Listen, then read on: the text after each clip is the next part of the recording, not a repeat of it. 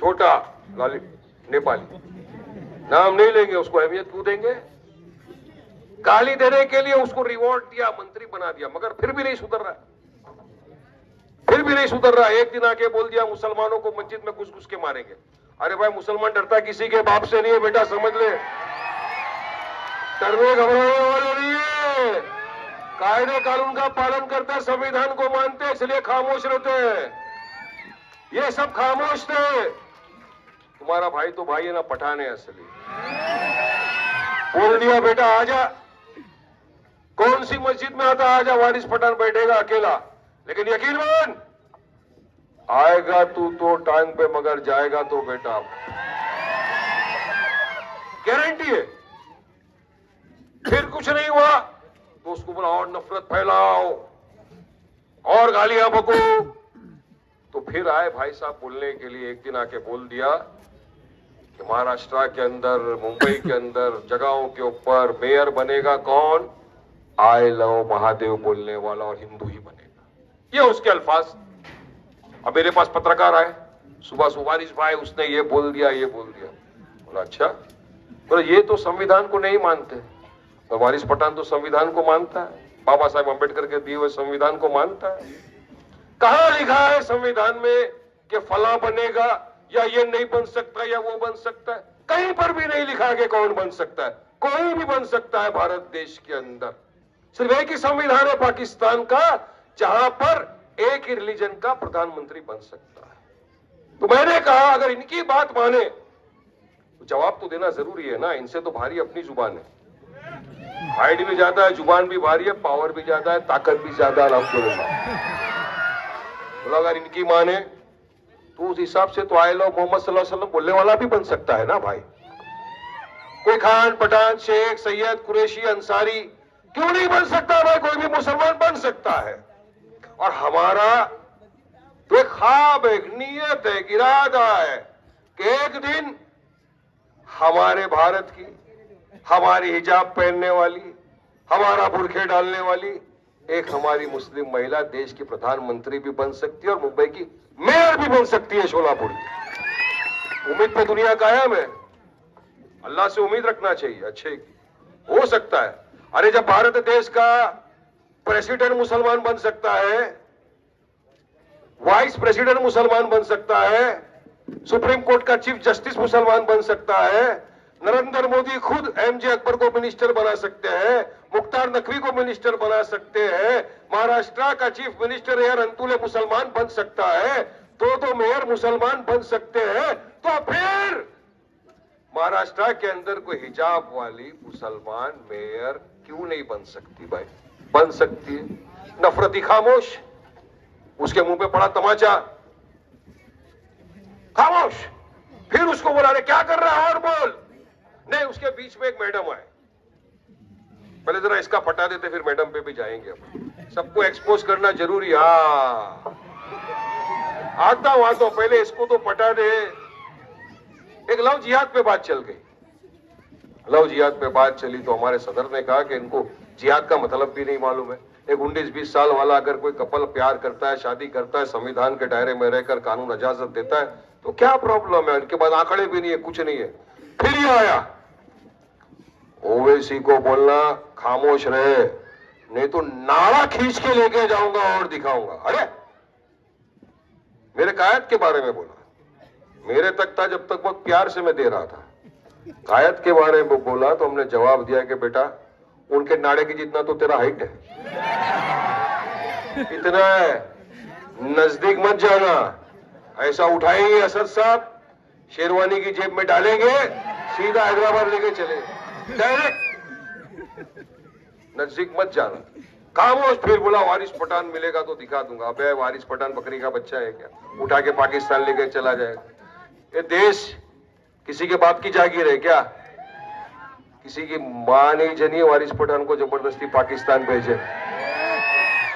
पैदा हुआ हूं यहां, दफनाया जाऊंगा भी यहां, और 16 तारीख को मगर ये अवाम तुम्हारा बोड़िया बिस्तरा बांध के लपेट के तुमको चाइना जापान भेज देगी, तुम्हारे साथ वाले के साथ। तो ये नफरत फैलाना क्यों? ध्यान भटकाना, डेवलपमेंट विकास की बात नहीं करना।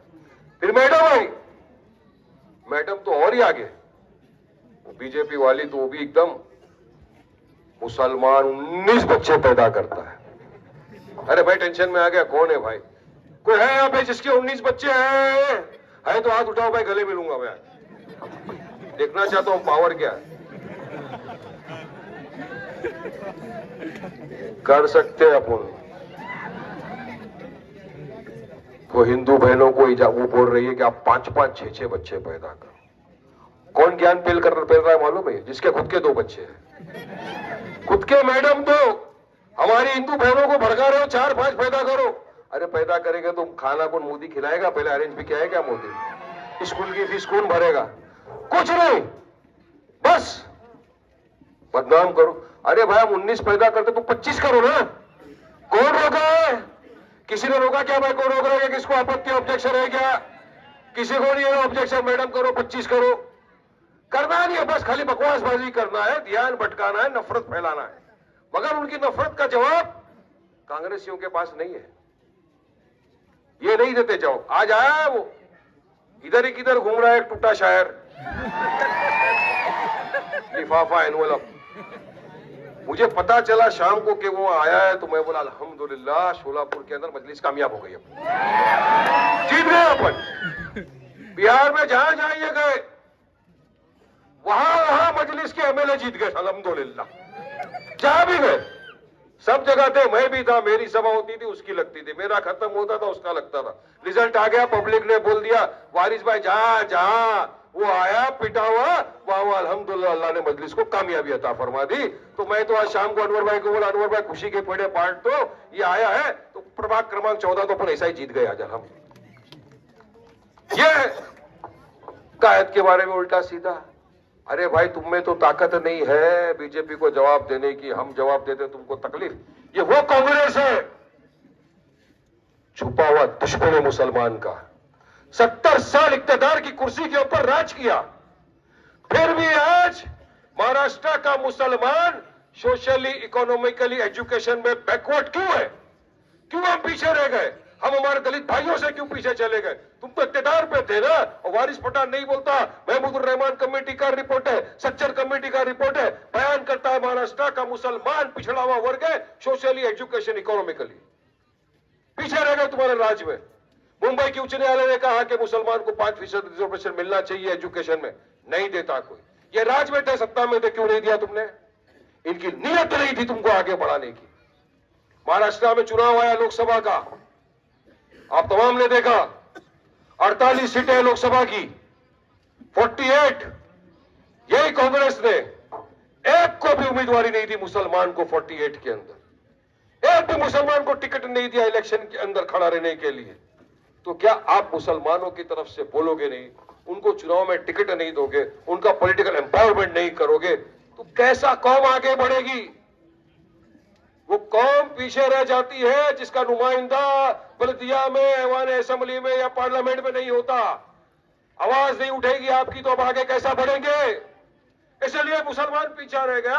और हम जब आपको लीडर बनाने आए, हम आपको जिताते हैं, हम आपको टिकट देते हैं, हम बोलते हैं कि इनको ऐवान बल्दिया में भेजो, असेंबली में भेजो, तो हम पे इल्जाम क्या लगाते हैं?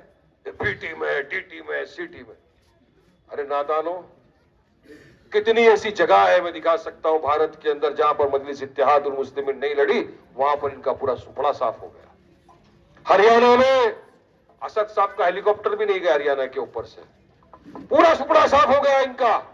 मगर इल्जाम हम पे। अरे तुम्हारी नपुंसकता की वजह से तुम बीजेपी को हरा नहीं सके, उसकी वजह से 12 साल से बीजेपी सत्ता के अंदर बैठी है, उसका खामियाजा भारत देश का मुसलमान भुगत रहा है। उसकी जवाबदारी तुम्हारी है, ये तुम्हारी वजह से आज हमको सिखाया जा रहा है, हमको बोला जा रहा है। अगर इनके लिए कुछ किया होता तो वारिस पठान को इतनी दूर से आने की जरूरत नहीं पड़ती, ओवैसी साहब को मजलिस लेकर आपके लिए लड़ाई लड़ने की जरूरत नहीं पड़ती, अगर कांग्रेस वालों ने पूरा काम किया होता।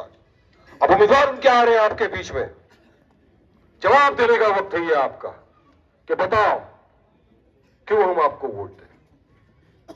यहां की आवाम एक चीज तो पूरी तरह से मेरा सहमति देगी कि हम हर चीज बर्दाश्त कर लेंगे, लेकिन हमारे हुजूर मोहम्मद मुस्तफा सल्लल्लाहु अलैहि वसल्लम की शान में गुस्ताखी कोई भी मुसलमान किसी भी कीमत पर बर्दाश्त नहीं करेगा।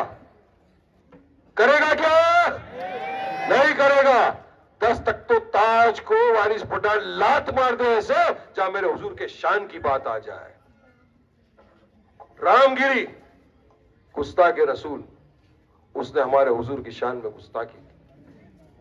हमने औरंगाबाद से लेकर मुंबई तक रैली निकाली कि गुस्ताखे रसूल को अरेस्ट किया जाए, उसको सलाखों के पीछे डाला जाए।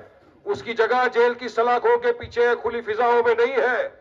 रैली निकाली, मगर ये उस वक्त शिंदे साहब चीफ मिनिस्टर थे। एकनाथ शिंदे ने उस रामगिरी गुस्ताखे रसूल को इस तरह मंच पे बिठाया और कहा, मैं देखता हूं इसके बाल को कौन हाथ लगा सकता है, कौन इसको अरेस्ट कर सकता है। हालांकि बात अलग है, उसके सर पे बाल नहीं हो तो गंजा टकला है। हम लड़े, शिंदे साहब ने उसको समर्थन दिया। कहां थे ये कांग्रेस वाले सेक्युलर? क्यों आवाज नहीं उठाई आपने? हुजूर की शान की बात थी। वो हुजूर जिसके सदके तुफैल में अल्लाह सुब्हानहू तआला ने पूरी दुनिया को बना दिया, रहमतुल आलमीन बना के दुनिया में भेजा, उनकी शान में गुस्ताखी करने वाले का समर्थन कर रहे हो तुम बैठकर। उनके उम्मीदवारों को जिताने के लिए प्लानिंग कर रहे हो आप। किसी कीमत पे मुसलमान बर्दाश्त नहीं करेगा। तो फैसला आपको करना है। एक तरफ आपके सामने वो गुस्ताखे रसूल के लोग घूम रहे हैं, दूसरी तरफ आपके सामने ये आशिक रसूल यहां बैठे हुए। आप किसके साथ जा रहे हैं, फैसला आप लोग कर लेना, ये वाला बात। क्योंकि ये दुनिया में भी जवाब देना है, आखिरत में भी जवाब देना है। मेरे दोस्तों, बुजुर्ग, अजीज साथी, ये मत समझना मैं भड़काने आया हूं, मैं समझाने आया हूं, समझा रहा हूं। मेरी जमात का पैगाम लेकर आपके बीच आया हूं, ताकि इतने बरसों से आपने जो चीज देखी है, तकलीफें बर्दाश्त की है, वो खत्म हो। आपके अंदर से भी आपके अपने नेता पैदा हो, आपका भी डेवलपमेंट हो, आपका भी विकास हो। इसलिए मैं आपके बीच आया हूं, अपनी जमात का पैगाम दे रहा हूं आपको। क्या हो साथ मजलिस के, अगर वाकई में आप चाहते हो कि आपकी हिस्सेदारी हो, सियासत में आपको हिस्सेदारी मिले, आपका डेवलपमेंट हो, आपका विकास हो, कोई आपके खिलाफ अल्फाज नहीं उठा सके, तो ताकत दो ऐसे शख्स को, ऐसे शख्स की ताकत बनो, ऐसे शख्स को हिम्मत दो जो पूरे देश भर में आपके हमारे लिए लड़ता है, जो मजलूमों के लिए, दलित भाइयों के लिए, मुसलमानों के लिए हक बयानी करता है, सड़क से लेकर संसद तक लड़ता है। उसका नाम कोई और नहीं, मेरा आपका कायद बैरिस्टर असदुद्दीन ओवैसी साहब है। वो शख्स लड़ता है हमारे आपके लिए। आपने देखा ट्रिपल तलाक पे बात आ गई, शरीयत पे मदाखिलत की बात आ गई। हमारे आपकी तरफ से अगर किसी ने आवाज बुलंद की तो इन्होंने नहीं किया, आपका मेरा कायद बैरिस्टर असदुद्दीन ओवैसी ने। बाबरी मस्जिद की बात आ गई, ये उद्धव ठाकरे ने असेंबली में खड़े रहकर कहा, हमको गर्व है कि हमने 10 मिनट में इनकी बाबरी मस्जिद को तोड़ दिया। उसके खिलाफ आवाज नहीं उठाई, उसका साथ दिया कांग्रेस वालों ने महाराष्ट्र के चुनाव के अंदर, और उसकी मुखालिफत किसी ने की तो किसी और ने नहीं, मजलिस इत्तेहादुल मुस्लिमीन में आपके मेरे सदर बैरिस्टर असदुद्दीन ओवैसी साहब ने। दादरी पर मॉब लिंचिंग कर दी जाती है, या कहीं और महाराष्ट्र में, देश भर में किसी बेगुनाह बेकसूर मुसलमान की, दलित भाई की कभी झूठे इल्जाम लगाकर जेएसआर नहीं बोलने के नाम पर कभी मॉब लिंचिंग की जाती है, तो ये आवाज नहीं उठाते। आपकी हमारी तरफ से कोई आवाज उठाता है तो मेरा आपका कायद बैरिस्टर असदुद्दीन ओवैसी उठाता है। तो यकीन मानो, अगर जो शख्स हमारे आपके लिए हर वक्त कांधे से कांधा मिलाकर सरकार की आंखों में आके डालकर लड़ता है, हमारे हक के लिए लड़ता है, हमें इंसाफ मिले इसलिए लड़ता है, तो क्या हमारा फर्ज नहीं होता कि हम ऐसे शख्स के कांधों को मजबूत करें? और किस तरह मजबूत? मैं नहीं बोलता कि आप उनको ताकत इस तरह दो, मैं बोलता हूं जहां जहां उनके उम्मीदवार खड़े हैं वहां वहां अपने वोट का इस्तेमाल कर कर उनको जिताओ। 5 मिनट बाकी है भाई, 4 मिनट बाकी है, 15 मिनट नहीं है, 4 मिनट सिर्फ 4 मिनट, 15 दूर हो गया, 4 बचा है। 4 मिनट में तो अपन बराबर और हो सकते धपाधप। मैं आपको समझाने आया हूं, समझो खुदारा, 2017 के बाद अभी चुनाव आया है, ये 8 बरस के बाद आया है। अब आगे कब आगा पता नहीं, लेकिन इस वक्त हम चूक गए। हमसे थोड़ी भी गलती हो गई, फिर से ये अगर इक्तदार के ऊपर आ गए तो यकीन मानो हमारे आने वाले बच्चों का मुस्तकबिल नहीं संवरेगा। ये बच्चे आपको सवाल करेंगे कि अब्बा अम्मा एक हैदराबाद से जमात आई थी, समझा रही थी हमको, अगर हमने उनकी बात मान ली होती तो हमको भी अच्छी सड़कें मिलती, हमको भी पानी मिलता, हमको भी ड्रेनेज सिस्टम अच्छा मिलता, हमको भी अच्छी स्कूलें मिलती, हमको भी अच्छे अस्पताल मिलते। ये बच्चे आपको सवाल करेंगे। लिहाजा एक साथ आइए, कांधे से कांधा मिलाकर इत्तेहाद पैदा करिए, मुत्तहिदा तौर से अपनी सफों में जो दरार है उसको खत्म करिए और मजलिस का साथ ये देखिए जनवरी की 15 तारीख को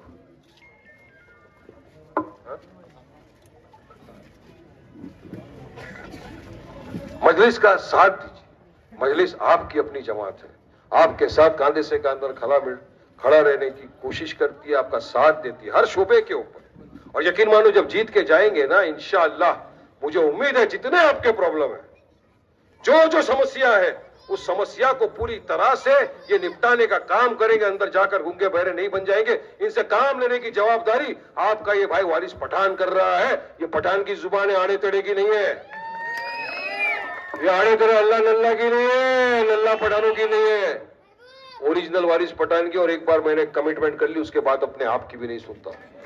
काम कराने की जवाबदारी हमारी। तो देंगे ना साथ, 15 जनवरी को वोट डालेंगे ना, पतंग निशान पे बटन दबाएंगे ना, आसाद ओवैसी साहब की ताकत को मजबूत करेंगे ना, मजलिस को जिताएंगे ना। तो अब एक पैगाम अपने देना बहुत जरूरी है। और पैगाम किस तरह दिया जाएगा? सबके पास टॉर्च है, मोबाइल है, मोबाइल है तो बिस्मिल्लाह बोल के जला लो। अरे इतना जलाओ, वहां पे अजीत पवार देखो, कांग्रेस देखो, फडणवीस देखो, पूरा महाराष्ट्र देखो, और हम तो बंदा सोलापुर के अंदर तुम्हारी बत्ती भी हमारा मीटर चालू हो गया है। देखो सब, ये है मोहब्बत, ये है जज्बा, ये है जोश।